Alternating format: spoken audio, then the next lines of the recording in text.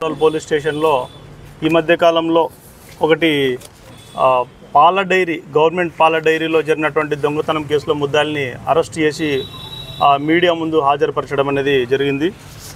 ఇందులో చిక్కలూరు శేక్షావళి, రంగస్వామి నగర్ అనంతపురము, గోవిందు సింహాద్రి పాత మొలకల చెరువు మండలం అన్నమయ్య జిల్లా, Manohar DR colony Hindupuram town, వీళ్ళు ముగ్గురు కూడా ఇక్కడ మన అనంతపురం నగర శివార్లోని రాచానపల్లి పంచాయతీలో ఉండేటటువంటి పాల డైరీలో ఉండే ఒకటి 25 kVA జనరేటర్, కిర్లోస్కర్ కంపెనీకి సంబంధించినటువంటి ఒక జనరేటరు, ఒక పాలకు సంబంధించినటువంటి 70 అల్యూమినియం క్యాన్స్, వీటినన్నింటి కూడా వాళ్ళు దొంగతనం చేయడం అనేది జరిగింది.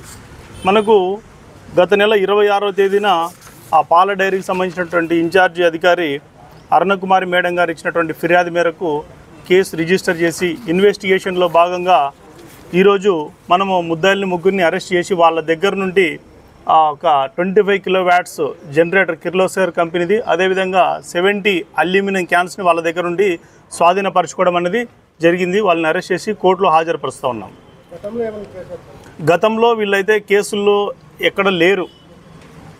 అయితే దీంట్లో మెయిన్ ఏమంటే ఈ సింహాద్రి, మనోహర్ అనేటోళ్ళు గతంలో ఈ కంపెనీలో పనిచేశారు వాళ్ళు. అది ప్రస్తుతానికి అది రన్నింగ్లో లేదు, కొంత మూతబడి ఉండడం వల్ల వాళ్ళు చాలా రోజులుగా దానిపైన నిఘా పెట్టి దీన్ని ఏ విధంగా కూడా అమ్మేసి సొత్తు చేసుకోవాలనే ఉద్దేశంతో వాళ్ళు గత నెల 14వ తేదీన దాన్ని దొంగతనం చేసి వేరే చోట అమ్ముకున్నారు.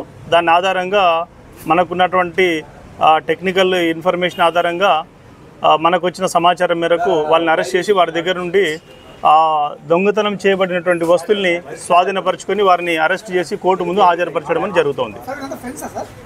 వీళ్ళు ఫ్రెండ్స్ ఏం కాదు, కానీ ఎర్లియర్ వీళ్ళు ఫ్రెండ్స్ ఏం కాదు రాజారెడ్డి. సింహాద్రి అండ్ మనోహర్ వాళ్ళు ఎర్లియర్ పనిచేసిన ఎంప్లాయీస్. వీళ్ళకి తెలిసినటువంటి వ్యక్తి శేక్షావళి కూడా. ఓకేనా, థ్యాంక్ యూ.